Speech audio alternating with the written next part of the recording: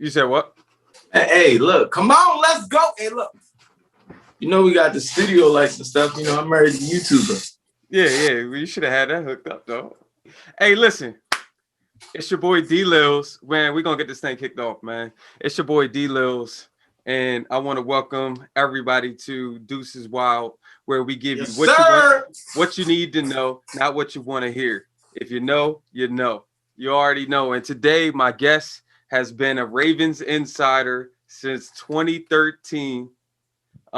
He's reported from suites at M&T Bank. I can confirm that. He's covered the Ravens at the practice facility in Owens Mills prior to the Lamar Jackson MVP season, formerly known as Time is Money, aka Mac and Ain't Easy. My brother in crime, Tom. What's happening, man? Let's give a round of applause. Hey, what's up, man? What's up, man? I'm glad that we finally get to link up and do this, so I can teach you a few things about this sport that we love.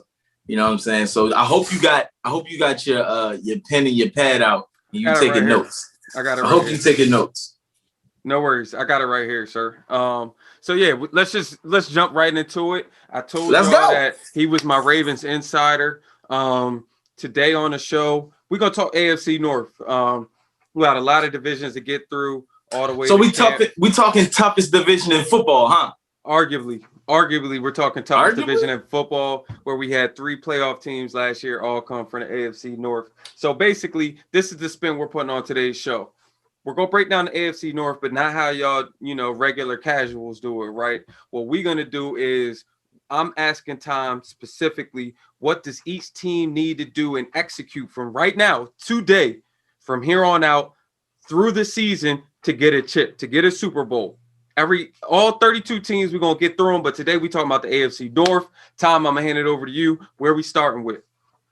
All right, so we can start from the proverbial bottom up.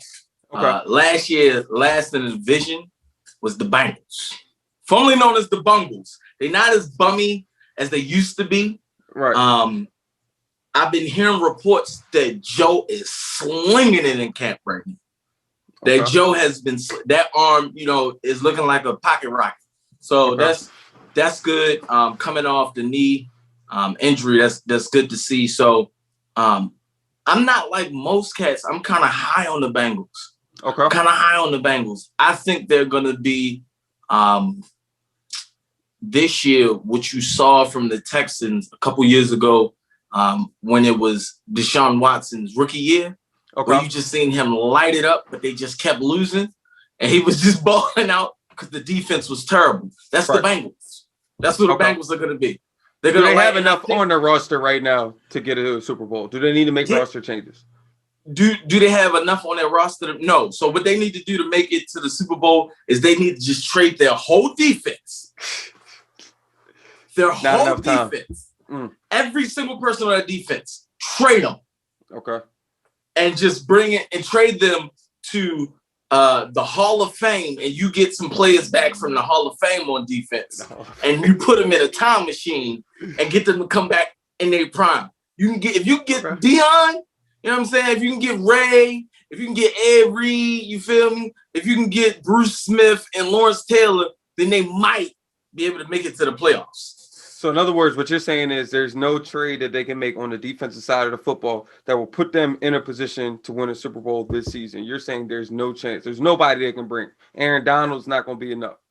No, because they have a downfall of talent and scheme. So it's like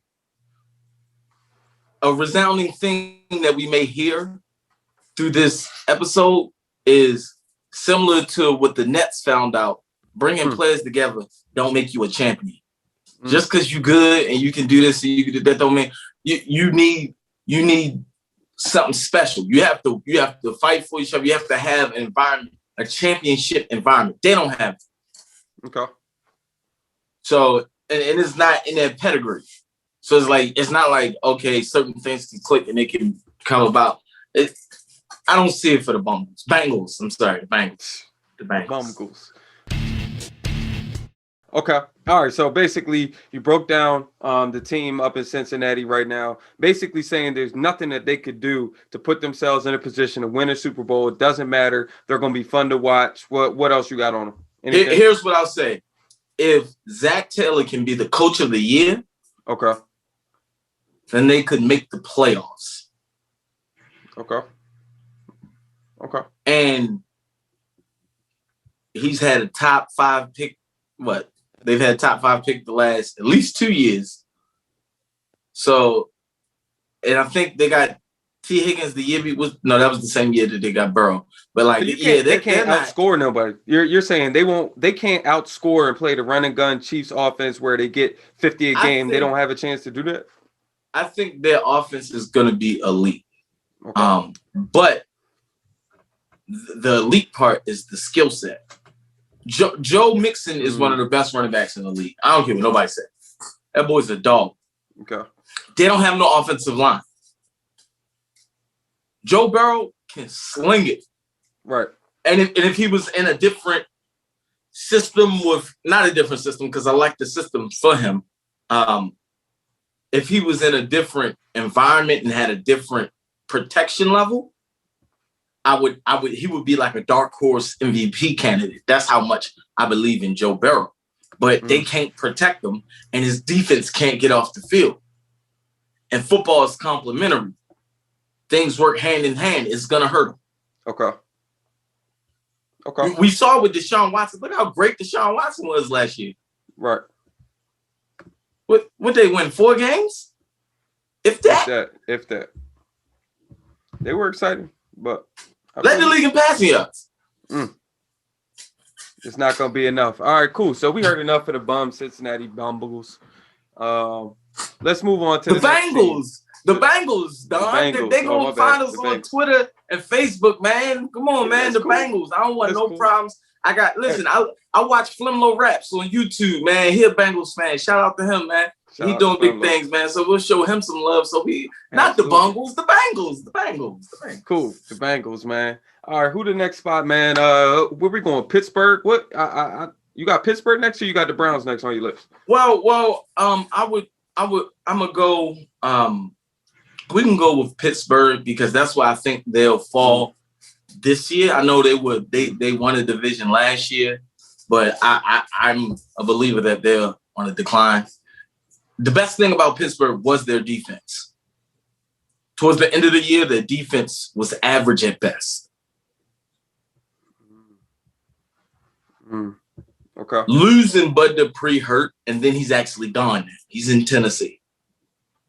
And they lost a couple other guys in the secondary that wasn't that great anyway. But I think the defense is still going to be good. I just don't think it's going to be as elite as it started off in the beginning of the year. So they won't have that much cushion. I think you're going to see a huge decline from Ben Roethlisberger. It was pretty bad last year.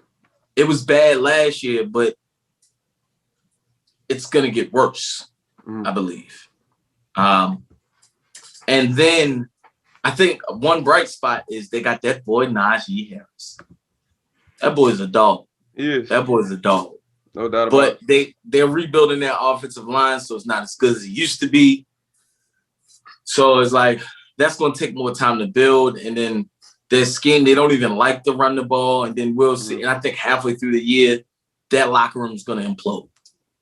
And I think it's a little bit of karma, the way they kind of came at Lev Bell. I'm still mad at that locker room about how they did Lev Bell when that man was trying to get his money and they raided that man's locker. Right. So it's going to come back to them. And I think this the year where it come back. And this might be the year that you see Mike Tomlin's first year under 500. But so, let me ask you this, right? So again, we're talking about the Steelers organization, good football club, right? Forget you being the GM. Every NFL, there is a genetic code that you can type in and unlock the key to success, right? What do the Steelers need to do to unlock the keys to success to a Super Bowl? Because they have enough, I feel like, to get them there, but just not. Do they need to bring in coaches? Is it not coaching? Is it players? Is it scheme? What do they got to do? What they have to do is get a time machine and go back a little while, not too long ago, about a month or so ago, and trade up and draft Justin Fields. That's what they needed. That's what they need. Because their defense is, like I said, complimentary football. Okay? They got into the playoffs. Their offense didn't wake up until the third quarter. And their defense was on the field the whole time. They went to the playoffs. Big Ben was terrible all year. They went to the playoffs. And during that winning streak, Ben was not good. Like, he had like one, maybe two good games where he just didn't throw a lot of picks, but he was just dinking and dunking. And once people was like, oh, he's really not going to throw it past 20 yards, then it was like, okay, let's cue on that. And then he became terrible. He was bad all year. Ain't getting off to a good start. This is AFC North. Remember, they did get 3 teams in the playoffs last year. That's all I'm saying. You're saying they got worse. 2 teams got worse. No, 1 team is getting better. The Bengals, I think they were terrible last year. Right. That's why they had the number 4 pick, and they got that dog from LSU. We'll see. That boy mean. We'll see. That boy mean. You know what I'm saying? We're gonna talk about him later. But yeah, they went and got him, but they was able to get him because of the 4th pick. Okay.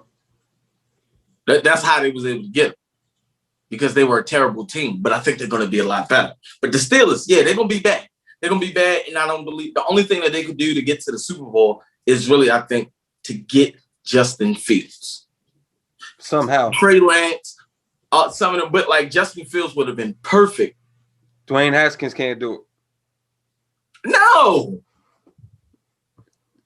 No chance. Why would you bring him up? If they put Dwayne Haskins in, bring him make up? The quarterback we change. was having a good conversation, and you want to go a young, mobile, big arm quarterback that won't be enough to get mobile. Them there. Yeah, he's mobile. Yeah, he's mobile. He's mobile. No, he might have T-Mobile. That's it. No, he's not mobile. No, he's not mobile. That boy can't move. Shout out to T-Mobile. He got brick feet. He's not mobile in the pocket. He has no pocket or presence or awareness in the pocket. And then when it comes to him actually moving, yeah, he reminds me in his movement of a less athletic Joe Flacco. Joe Flacco didn't have any lateral movement or quickness, but he did have some straight line speed. He had that straight line speed. Dwayne Haskins has a little bit of straight line speed, but not as fast. So in this NFL, like, you got to be able to make somebody miss. You got to be able to cut. He can't do that. He's not mobile. I wouldn't give him that. All right, let's get off the bump teams. The AFC North is a good division. Let's get to some of these better teams, right? Who you got next on your list? I mean, they're all tough, though. See, the Steelers, they're going to be a tough out because the defense is going to always play you tough. Okay. And Ben still got magic. He's always had a little bit of magic. It's just when he ain't magical, he's terrible. But sometimes he's still magical. He can call on it right now and then. So I believe in Najee Harris, and they got weapons. Claypool is a dog. Juju is good. And so then they got enough. You basically saying they got enough then. They have enough to be a tough out, but they're going to keep losing. They're going to keep losing because Big Ben can't take care of the football. And when you turn over, you lose. They're one of those teams that, like, you've ever seen a team that was talented and they was good, but they kept losing, and you never know why. It's because they have 3 turnovers every game. And the other team might not be as good as them, but they only a little bit better than them. Like them old Charger teams. Perfect example. Phillip Rivers. Shout out to Phillip Rivers. Shout out to Dang Gummit. Dang Gummit. Yeah, so the next squad. Yeah. Next squad. We can talk about the Browns. Okay. We can talk about the Browns. I'm going to talk about the Browns, but I will say this. I actually think the Browns will win the division this year. Like, the Browns were very good last year. That is an overall and complete roster. And some of the moves that they made, I really, really like. Mm-hmm. They got the boy John Johnson, the third, over there from the Rams. You know what I'm saying? Danny homeboy. That boy, he be balling. He like that. Yeah. And he like that. I like he's always in the right place, but more than that, he also make plays. Mm-hmm. Like he's in the right place. He's a cerebral player, but he make plays when he get them opportunities. So I like that. And they got and I think they got the boy Troy Hill too, didn't they? From the Rams, I believe they did at cornerback. I think they did, and they still got the because they needed that because their pass defense was terrible. What's up with these Ohio State corners? What's up with them? I can get about 150 on them.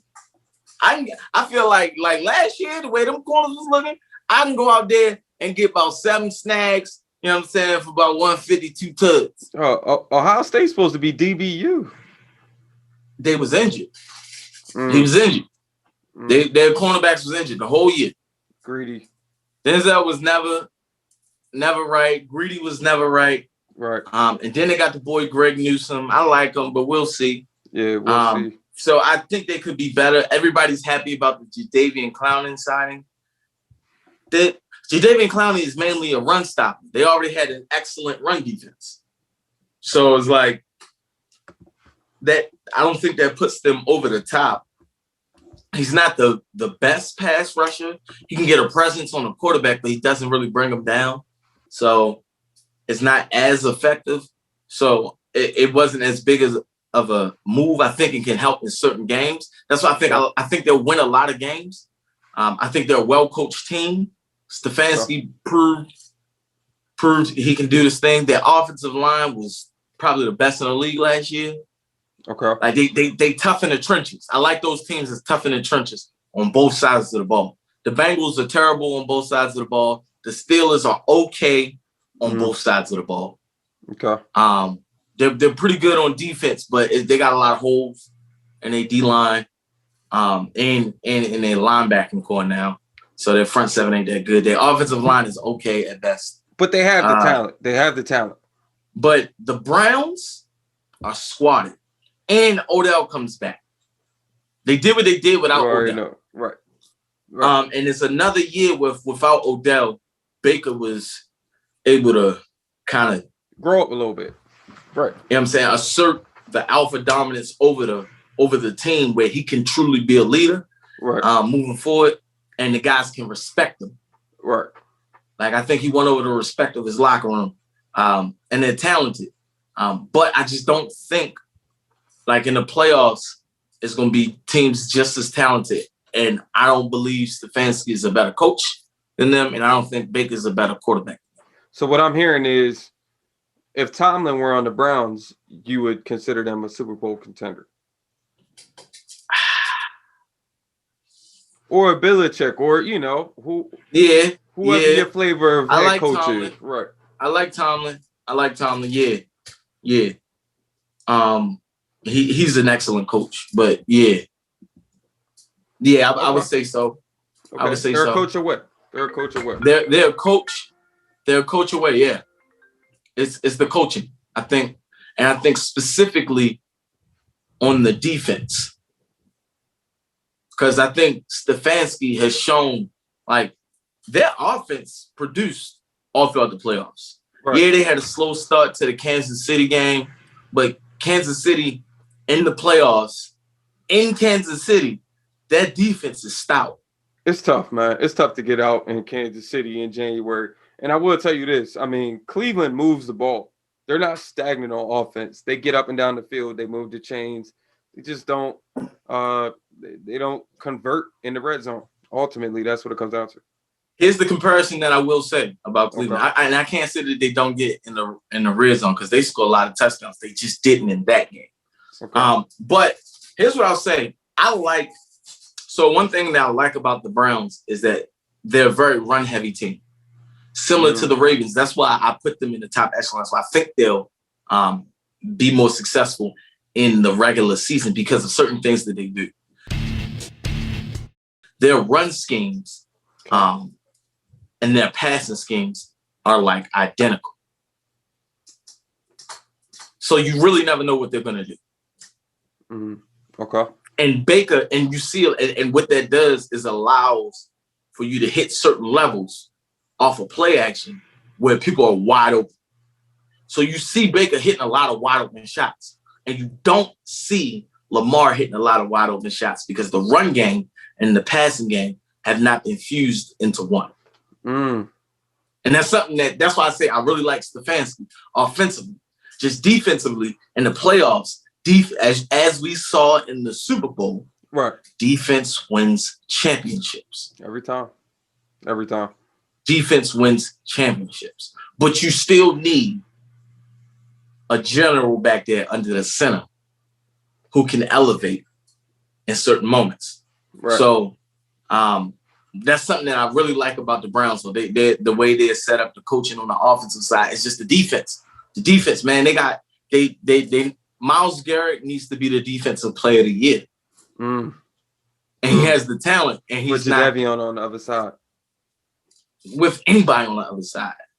Myles Garrett is that good. Right. But he's that good. He is that good. Now with Jadeveon, but they've always had somebody who was good. They had Olivier last year. He's good. As far as a pass rusher, he's equivalent. He gonna get more sacks. He got more sacks last year than Jadeveon will get this year on the other side of Myles Garrett. I can tell you that. You heard it here first. Tom Mack. That sounds like a money bet. Sounds like a money bet. He's taking over Olivia Burden's defensive end sacks on the Browns last year than Jadeveon will have this year. Let's write that one down and we'll come back to it. Yeah, put that down. Mark that down. He's a tackles for loss kind of guy. He's not a sack artist. So that's how I feel about the Browns. But they're gonna be a tough team. I see them going like it's a 17 game schedule, so I see them going 13-4, 14-3 type of season. Cool.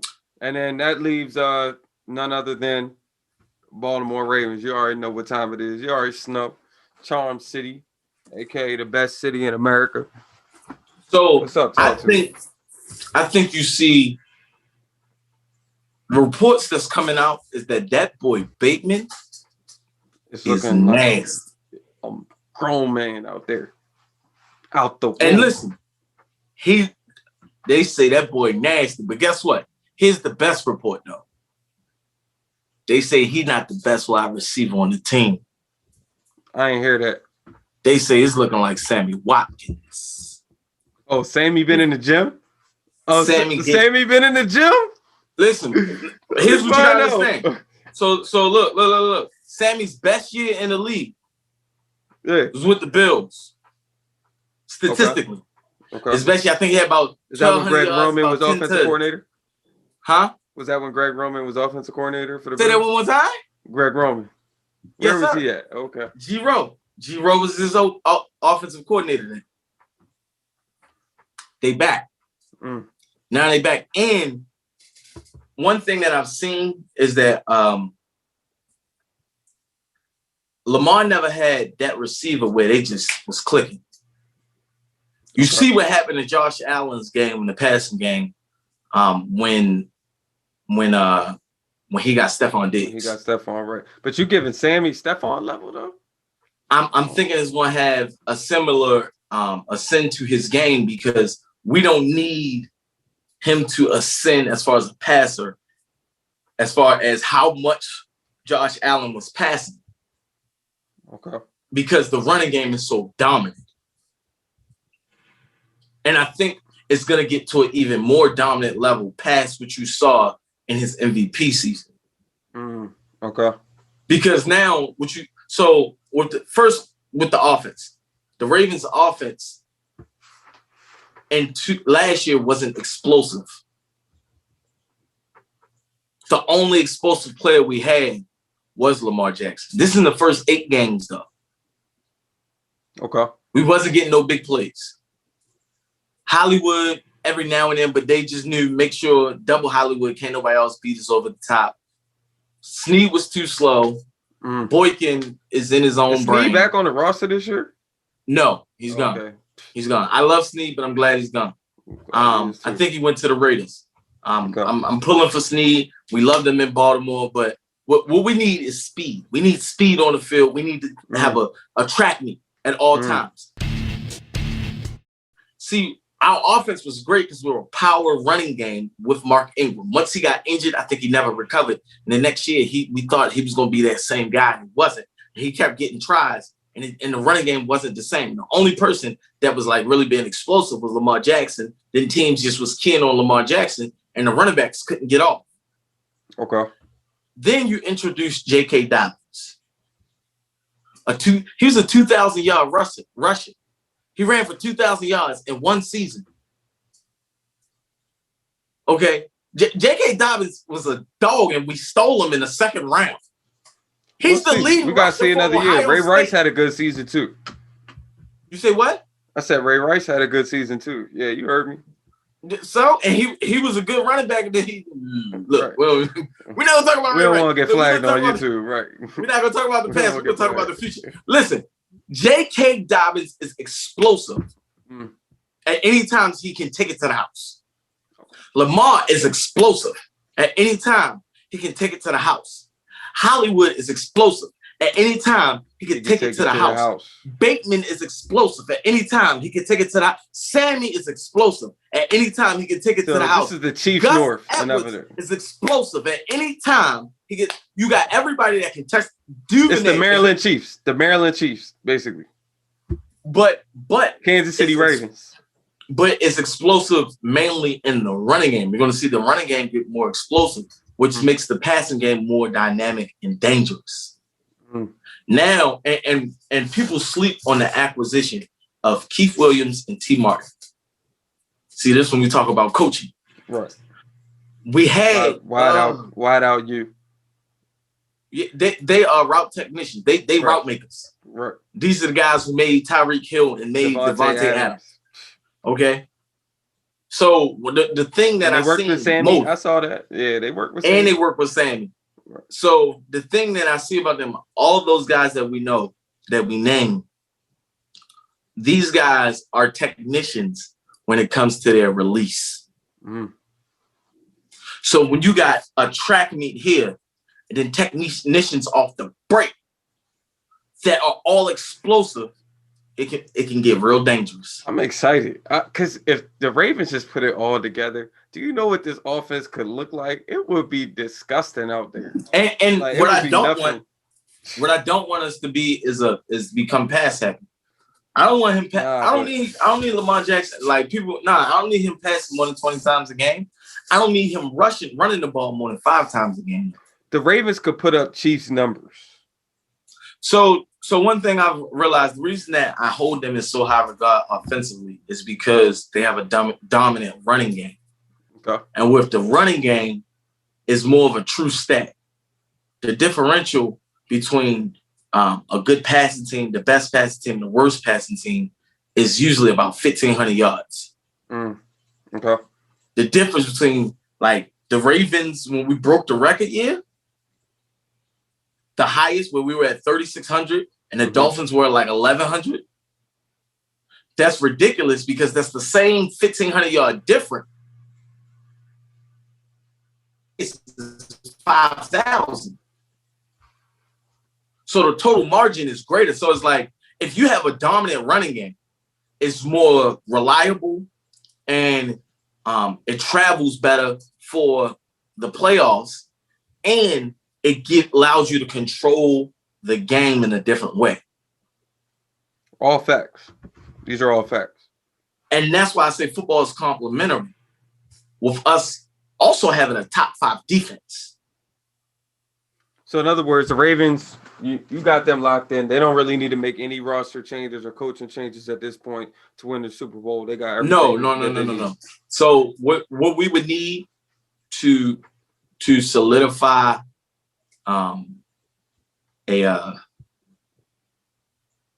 solidify a Super Bowl championship, 2 things I would say. One would be to get in the time machine and sign Doug Peterson. Not Doug Peterson. What's the old Philly coach? Yeah, that's Doug Peterson. Doug Peterson. Yeah, Doug Peterson. Sign Doug Peterson as a passing game consultant. Well, you don't got to go in the time machine. He's available. Nah, I think he went with the Colts, didn't he? What, as an OC? Nah, I'm not sure. I didn't know Frank he was available. is a head coach. Huh? No, I thought he went as a I think he's the QB coach. I'm not exactly sure. We're gonna have to look that up. I'm not sure. We might have to edit that out. I don't know. We'll see. Nah, we good. But no, Doug Peterson, he's an RPO specialist, because what I want from the Ravens, and Lamar Jackson runs the ball about 11 times a game, it seems like. I need that down to 4. But those plays where you gave him the run option, that's because they're calling about 15 different read options for him a game. Okay. I need that to come down to like maybe 5, and 10 of that to be RPOs. Okay. And that's how you can evolve this passing game real easy. Because I think with the explosiveness of the running game, once you start doing the RPO, it's going to be, we don't do that enough. And I mean, we want to keep passing down the field. We don't need a deep passing game. We just got to keep the chains moving. Keep the chains moving. And also, you can take shot plays without going down the field. Aha. When you keep giving them something, you've been killing them with this power, and you just work in a wide receiver screen. Have that screen alert. Pick that gem up. Have that quick slant alert. Because his MVP season, week 1 against the Miami Dolphins, RPO, Hollywood, 75 yards. Right. Quick slant. There's a 5-yard dot to the house. When you have so much of a running game, and then you have a quarterback who can do everything that he can do, and then you have speed all around the field at every position, now things start to open up. And now we can have a dominant power running game from a spread offense. Get a lot of one-on-one situations out there. A lot of one-on-ones with coaches who their calling card is teaching receivers great release technique. Yeah, I can't wait to see Baltimore this year, man. I hope they put everything together to get this, to get it done, man, and bring another championship back to Baltimore. All right, so we're going to fast forward a little bit here. We got through the AFC North. With the time remaining right now, we're going to do the next segment where you're going to give me each of your NFL awards only coming out of the AFC North. If the whole NFL was just, was dialed down only to the AFC North and only people out of there could win awards, these are going to be your guys. First, I want you to give me your offensive player of the year coming out the AFC North. Offensive player or offensive rookie? Offensive player of the year. Are we doing MVP as well? Yeah, we're going to do that last. All right, so offensive player, I'm going to go with Joe Burrow. I think he's going to light it up. I think that boy going to light it up. I'm not even going to lie to you. Honorable mention to Baker. But I think Joe Burrow is going to light it up this year. Fantasy alert. Cool. Who you got for your defensive player of the year coming out the AFC North? Myles Garrett. Again, it wasn't even Myles Garrett. Arguably could win it for the whole league. Myles Garrett. He's a dog. Myles Garrett. Okay. All right. Give me your offensive rookie of the year. There's a lot of guys out there. Dead dog from LSU. Jamar Chase. Bateman, I hope you're hearing this right now, Bateman. Jamar, I hope you're hearing this. Listen, I got a lot of love and I like a lot of respect from Bateman, but he ain't gonna get as many targets as Jamar Chase is. That's true. Completely different. They got Boyd and they got T. Higgins over there that got work in last year. Comfort blanket. Comfort. He know him. First off, the boy nice. He's a release technician. Who is He's he a like? go-get it. At first glance, He's who does he remind explosive. you of? At first glance, who does... I can't really... Andre Johnson, Larry Fitzgerald. He's big like that? He's aggressive. I wouldn't say... That's why I'm thinking more Larry, because he got more of a Larry body. He ain't as big as Andre, but I'm talking about that just... Larry's a big guy too, though. He's Larry like 6'2". Yeah, that's big. That's a big NFL. Yeah, I think he like 6'1", 6'2". He about 6'1", 6'2", and then he high points it. He go get it. He get it run after catch. He get deep, but he not real fast. But he's explosive. And then he just got it. He just got hit. And then like if he get into a zone with the quarterback, it get crazy. It's going to be a wrap. And them two already show that they got it. Because what you got to understand is that when they played together, when the boy was 19, cooking everybody in the SEC, and these people that he cooked came to the NFL as rookies and balled out. That is true. And he all facts. Fried chicken, all of them. So it's like he got a year stronger, and now he's not confined. And then it's like, man, it's crazy. And they got a lot of weapons. Like when last time he had weapons like this, right? Joe Burrow went nuts, and when it was his second year in the system, and Joe Burrow about to go nuts, and I think Jamar Chase is going to help him do it, and they're going to benefit from it. They just going to lose. They're going to go nuts in a losing campaign, but you're going to see them put up numbers. On the lookout. Y'all heard it here first. Jamar Chase. All right, who your defensive rookie of the year coming out the AFC North? I really don't know on this one. This one has been tough for me. I don't know. Because I don't see any of them getting only when I see getting extensive time being relied on. A good young boy, didn't they? They got a couple, but I'm not believe they don't have anybody that they're gonna rely on this year. I don't think so. The only person I think that is gonna get relied on the most is the boy Greg Newsome, but I don't know what he's gonna do. I like some of what I've seen, but it's like we'll see. I think Ravens picked up a pass rusher as well, didn't they? Oh wait, yeah, but I don't think he's gonna have that much of an impact. Just how Ravens go, edge rushers usually just don't have a great impact their rookie year. And what I've seen in the past is that usually D-backs and the defensive backs, they can get thrown out there in their rookie year and ball out. So we'll see. All right. Well, we're going to see. All right. So, look, that brings us down to our last award, and then we're going to spin it for our final segment. Who is your MVP coming out the AFC North?